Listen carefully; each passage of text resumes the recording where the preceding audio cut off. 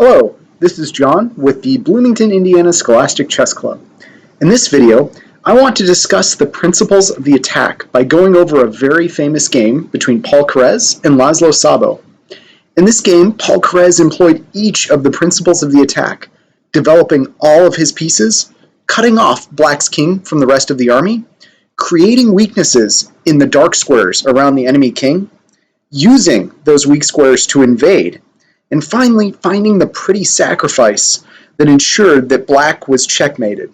These steps, develop, cut off, create weaknesses, invade, and sacrifice, are the steps that you will need to follow in your own games if you want your attacks to be successful.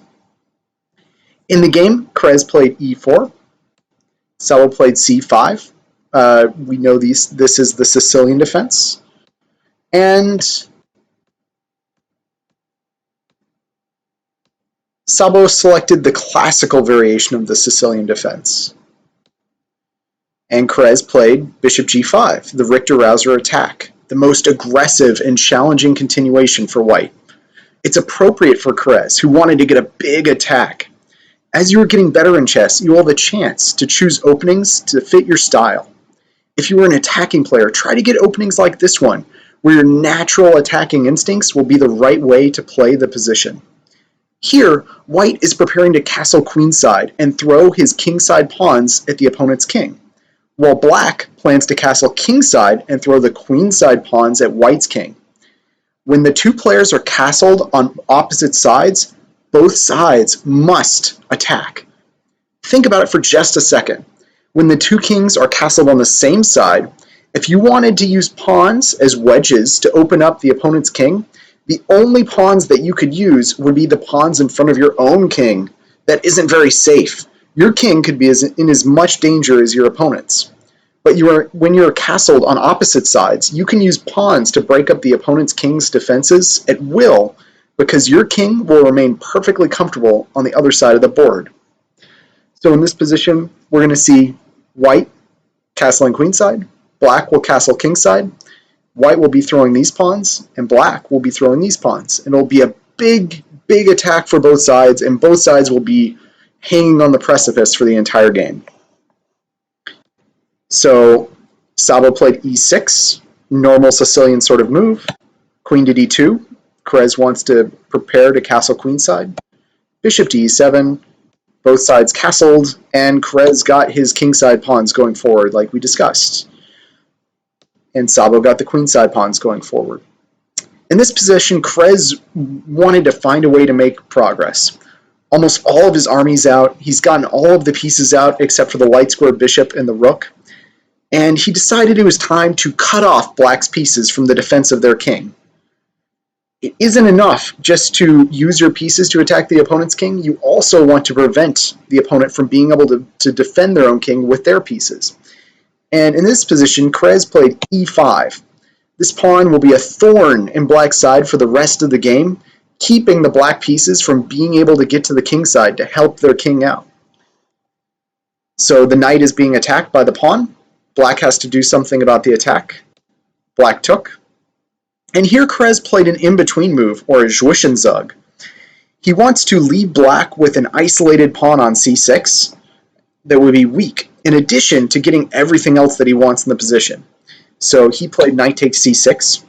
And we're going to pause here because we want to calculate whether or not black can insert a check on d2 before doing anything else. So here white played knight takes c6. And I want everyone to calculate the ramifications of what happens here after queen takes d2 check. So does that move work?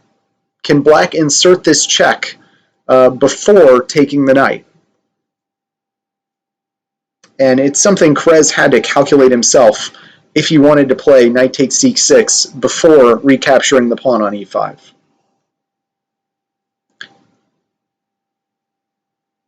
Okay, so capturing the queen on d2 doesn't work. So this move comes with check. White has to get out of check and is down a queen, so white recaptures the queen. Black is now down a knight because of after knight takes c6, and black wants to keep the material balance, so black will be forced to recapture the knight. And now white is winning material after f takes e5. This attacks the knight. The knight is in a pin because of the bishop, so it can't move or else the bishop behind it is lost. And if black tries to play a tricky move here, knight to e4, it looks like this move is perhaps doing something for black because the knight here is attacking the rook, it's attacking the bishop is attacked. But the problem is that after knight takes, the knight defends the bishop and takes the knight at the same time, so black would just end up being down a piece. And if the knight doesn't move away, if the knight moves away to some other square, let's say knight to d7, then bishop takes bishop is winning a piece. So queen takes d2 check does not work here in between, because queen takes d2 check doesn't work here in between because this pawn is coming to e5, and the pin on the knight means that the knight isn't going to be able to move away from the pawn on e5. So in the game, Szabo didn't play queen takes d2 check, losing a piece. Szabo played b takes c6, regaining the knight, and Krez played e takes d5. So if black wanted to play queen takes d2 check here, it would be the exact same problem as we looked at it in the earlier line. The pin on the knight means that black is eventually going to lose material. So what Szabo did was play knight to d7, getting the knight out of the attack of the pawn. But now you'll see that this pawn is a really strong pawn in the position. It's keeping these pieces on the queen side from being able to do anything to defend their king. And it's allowing white free reign on this side of the board where black's king is, because all these pieces are going to be stuck on the queen side for the rest of the game. So Krez continued to play forcefully, moving things down the board, using the kingside pawns to go after the enemy king, and defending the bishop on g5. So we've now come to a crossroads of the game, and I want to have a quick strategy check and then a quick tactics check. So first we're going to do a strategy check. Should black take this bishop here on g5? Does that move make sense for black? So you can pause your video if you want to take a couple seconds to think.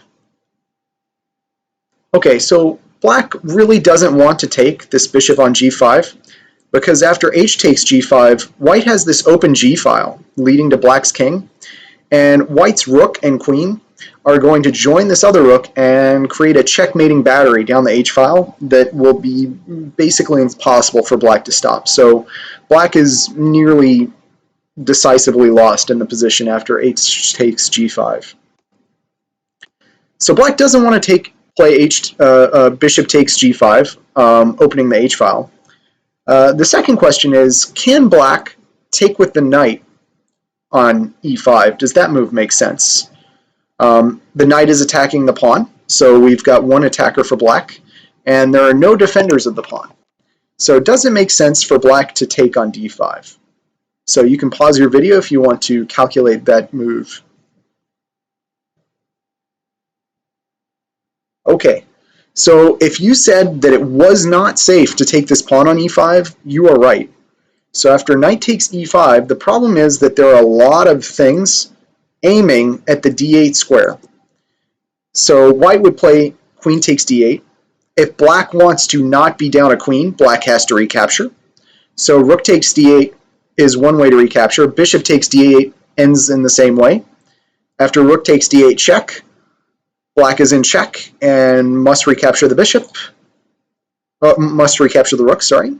And after the bishop takes, white has 3 minor pieces in green and black has 2. So white is just up a piece for a pawn in this position, and that would be a decisive amount of material for grandmasters like Szabo and Krez. So Szabo did not play knight takes e5, losing a piece, sorry. Instead, Szabo played rook to b8, getting the rook onto the open file. When the pawn recaptured the knight here on c6, it opened the b file for black's rook. So black wants to use this file to attack white's king. White's getting a big attack over here on the king side, and black wants a big attack here over on the queen side. Krez played queen to e3. This move inches the queen closer to the black king. It defends this pawn on e5. Remember, black couldn't quite take this pawn earlier because of tactics, but now black can really not take the pawn because the queen is defending it. And also this rook is now open down the d-file, and it pins the knight to the black queen, and there could be some tactics if black isn't careful using this rook opposite black's queen. So black here played rook d8. The idea is that black wants to move the queen, and if black moved the queen before playing rook d8, this bishop on e7 would be hanging. So with rook d8, black defends the bishop and allows the queen to get out and start an attack on the white king. White played rook to h3. Krez is getting his pieces. Look at all these pieces. Every single one of Krez's moves in this game brought a piece closer to the black king. And rook to h3 is no different. And the idea behind rook to h3 is to get the rook to g3, and the rook will be maximally active looking down the g file. Rooks that look directly opposite an enemy king are very strong because they often pin pawns in front of that king and keep those pawns from being able to capture, because it would put the black king in check. You're not allowed to put yourself in check. So a rook opposite the enemy king can often do a lot of damage. And we'll see Krez's rook in this game is really, really powerful for the entire game on g3. So black played queen to a5.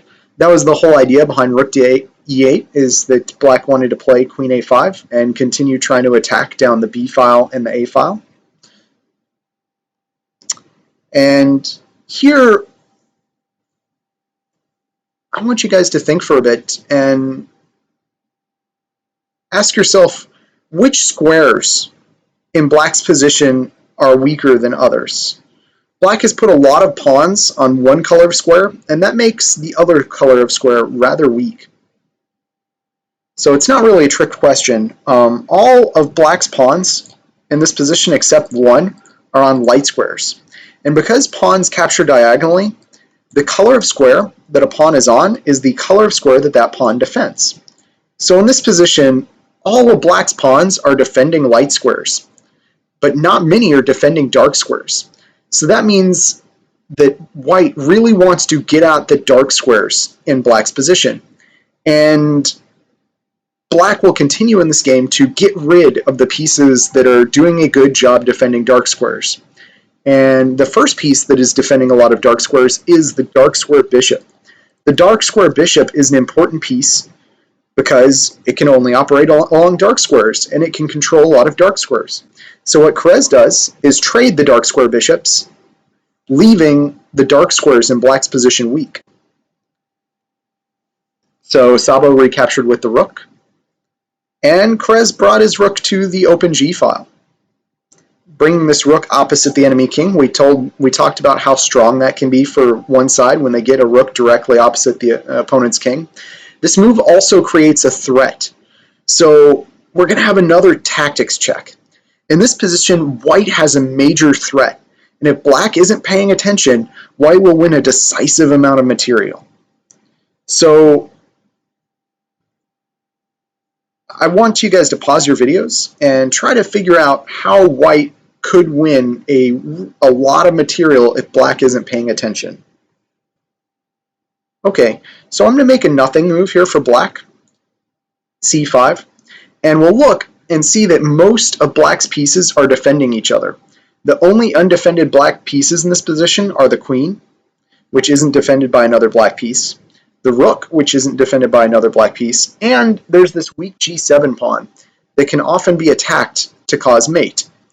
So in order to win material, often what you have to do is attack two things at the same time. So two of these weak points in black's position can be attacked with one move after black plays this sort of lazy move, c5. Okay, so if you said queen to g5, you're right. So the idea behind queen to g5 is you're threatening queen to takes g7 checkmate. You notice how if the queen goes to g7, it would check the enemy king and take away all the flight squares. And you're also threatening this unprotected rook at the same time. So if black were to try and save the rook, then queen takes g7 checkmate would be the answer, and the game is over.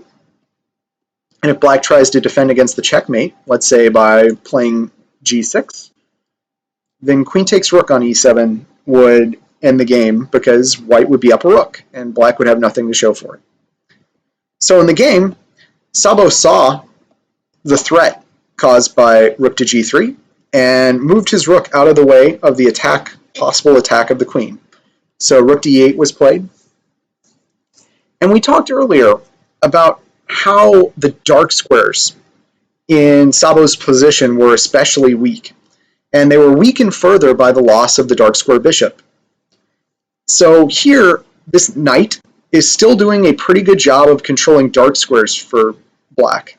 You'll notice how this knight is on a light square, and that means that it is covering a lot of dark squares, especially this key f6 square in black's position.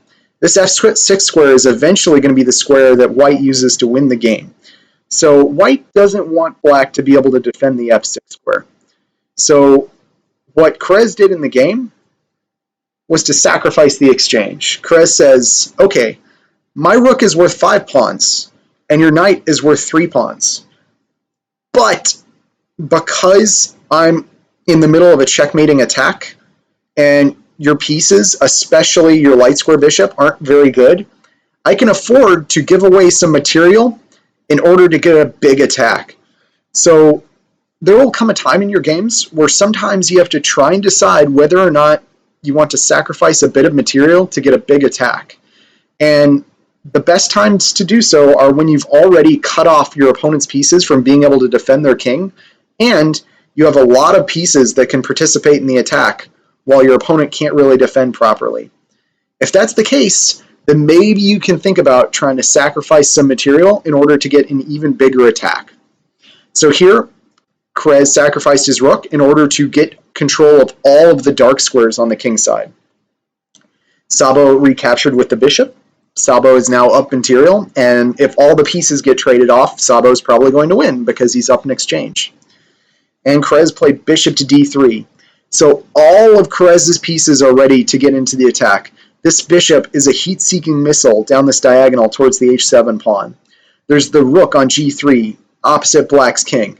This queen can slink into the position, into the h6 square, which isn't defended by this pawn, remember. This pawn can't defend these squares because if it tried to take on one of these squares, it would put the black king into check. So this pawn is not doing its defensive role because this rook is opposite the black king. And this knight can hop into f6, which again isn't defended right now. So there's a lot of white pieces that are about to participate in the attack. And in the game, Szabo is trying to avoid a possible threat, bishop takes h7, which would have been a winning continuation for Krez, but it's sort of a long and complicated line.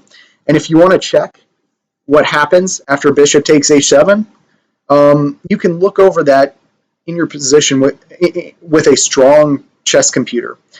And you can also find the really strong move here for black that it took 50 years and strong chess computers to find. So in this position, Szabo played h6, trying to get out of the range of bishop takes h7 threats.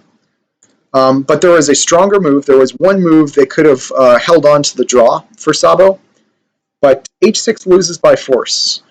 And Krez plays beautifully for the rest of the game. So we're going to have another tactics check. And I want to ask you guys, can Krez take this h6 pawn? We talked about how the rook is pinning the g7 pawn. So this g7 pawn isn't actually defending this h6 pawn. But is it safe for white to take the h6 pawn? Give you guys a couple seconds to find out. You can pause your videos if you want to. Okay, so it's not really safe to take this h6 pawn. It looks really strong, right? White is threatening queen takes g7 checkmate. It looks really dangerous for black's king. But the problem with moving the queen to h6 to take the h6 pawn is that you stop defending this e pawn. And after black takes the e pawn, black is defending against queen takes g7 mate. Black is attacking the rook on g3, and black is also threatening queen to e1 check, which would pick up the rook in some lines. So white really can't afford to not trade queens here. White would have to play queen to g5 And after queen takes queen, we talked about how if the material gets traded off, black will just be up in exchange and will be probably winning the game. So here, after queen takes h6, white gives up the big attack and is probably losing the position because the pieces are getting traded off and black's just going to be up in exchange. So queen to h6 doesn't quite work because it gives up defense of the e-pawn.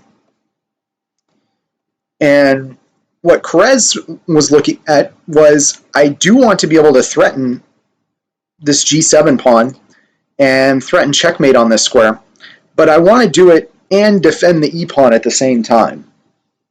So Kerez played the beautiful move, queen to f4. And the idea was to take advantage of this f6 square that we've been looking at the entire game. We traded the bishops to get at this square. We sacrificed the exchange so that the knight couldn't defend this square. The rook is pinning this pawn to the king so that it can't defend this square properly. It would put the king in check.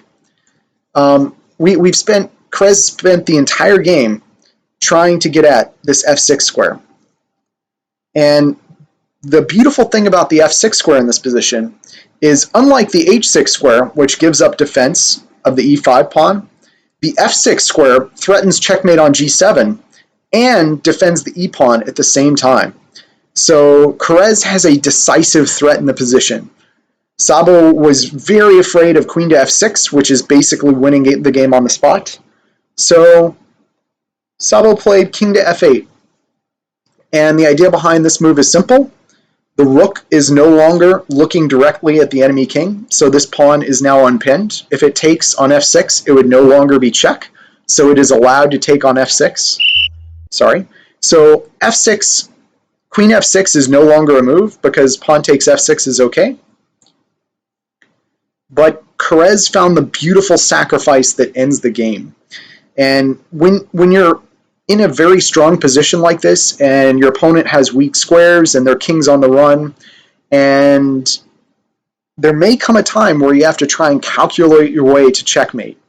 And that's where all those tactics puzzles that you go through and train on become very useful, because there's nothing for this position but to try and calculate your way to checkmate here as white, because you've sacrificed the exchange, you've got a big attack, and you have to make your attack worthwhile or else you're just going to be worse. So here in this position, Kerez played the winning move. Rook takes g7, And so black has to take the rook. If black tries to defend against queen takes g7 checkmate passively by, let's say, rook to e7, defending the pawn, then queen takes h6 is threatening this, and that's all she wrote for black. Black could play rook to e8, but the problem is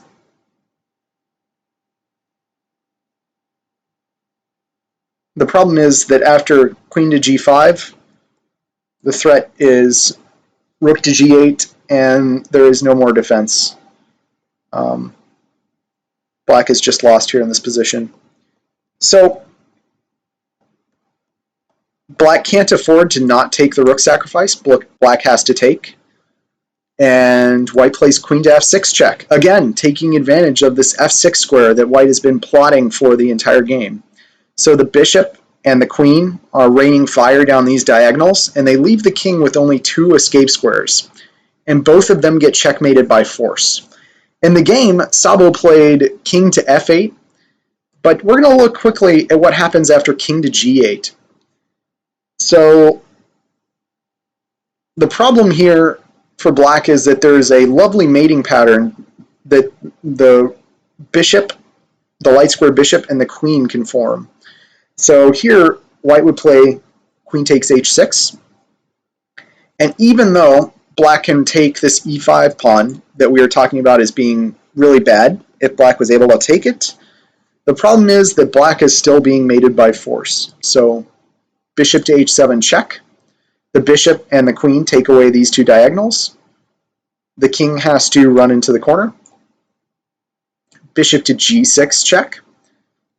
the queen is checking the king and taking away this diagonal, so the king only has one move to g8. Queen to h7 check. The queen is taking away these squares, so the king has to go to f8. And queen takes f7 checkmate. So because of this pretty little shuffle with the bishop and the queen, which is a really nice mating pattern to know, it often happens when you get a bishop and a queen lined up on diagonals together like this, that you can play this little bishop shuffle in order to finish off a checkmate. So that's a good little pattern to know. And this is why Szabo wasn't able to play king to g8 in the position after a queen to f6 check. So in the game, Szabo played king to f8. And we're going to have one final tactics check.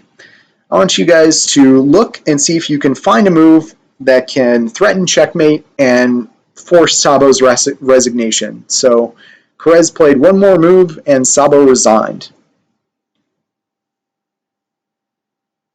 Okay, so the move that Kerez played was bishop to g6, and the threat is checkmate. The pawn can't take, remember, because it puts black into check. This is what we call an absolute pin. The pawn absolutely can't move because you're not allowed to move into check. So the threat is queen takes g7 checkmate. There are two ways to escape checkmate in one, but they both allow different mates.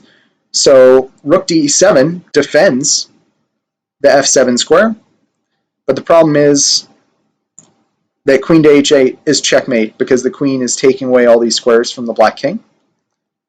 So rook e7 defending the f7 square doesn't work, and king to g8 trying to make sure that queen takes f7 isn't mate gets mated this way. Queen takes f7 check, king h8, queen h7 checkmate. So because of these really simple variations, Szabo resigned after bishop to g6. So I want to go back over the ideas of the attack again. So the steps we have in the attack, and I'd like you to say them with me if you can, are to develop all of your pieces, cut off your opponent's king from the rest of the army, create weaknesses, invade, and sacrifice. So we remember we had a Sicilian defense, and it was a Richterhauser. And you'll see how Kerez's pieces are all in the game. Kerez develops all of his pieces and castles. That's something you should do every game if you can.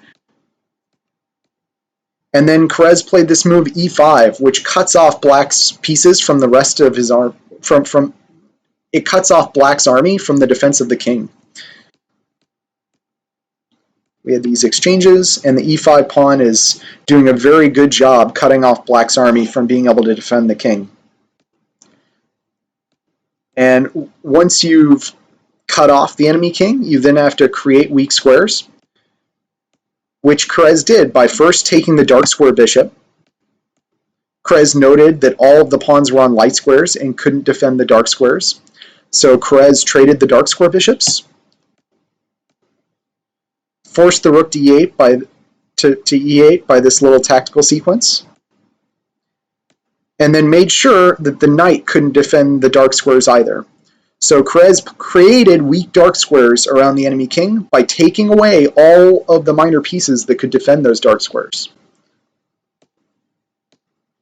And then once those dark squares were weak, Kerez inched his queen into the weak squares with queen to f4. And from that point on, Szabo didn't really have a defense. Szabo tried to avoid queen f6, but that allowed a beautiful sacrifice on g7. It had to be taken. Szabo didn't have a choice. And after Szabo took, Kerez was just mating by force after queen f6 check. Wherever the king goes, Black is still lost. In the game, Szabo played king to f8, and after bishop g6, that's all she wrote. So I'm glad you guys were here to listen to this chess video, and I hope you stick around because we're going to have many videos in the future. Bye!